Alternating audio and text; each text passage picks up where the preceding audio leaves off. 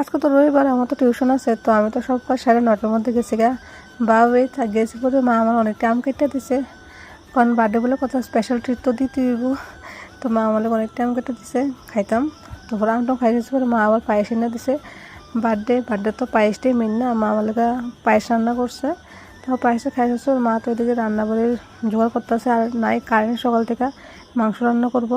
Current হইতে আসছে না, মশলা কথা মা বাড়িতে রান্না করবো। সকাল থেকে নাই কারেন্ট, মানে ঘুম তুলছি পরে কারেন্ট নাই, এখনো আছে না, ওইদিকেও নাই এদিকেও নাই।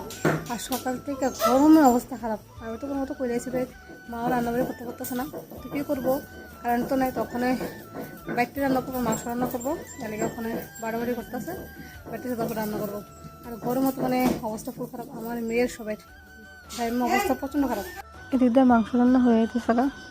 আর সবাই বললে গেল, বাবা মা সন্তানের জন্মদিন কোনোদিনই ভুলে না।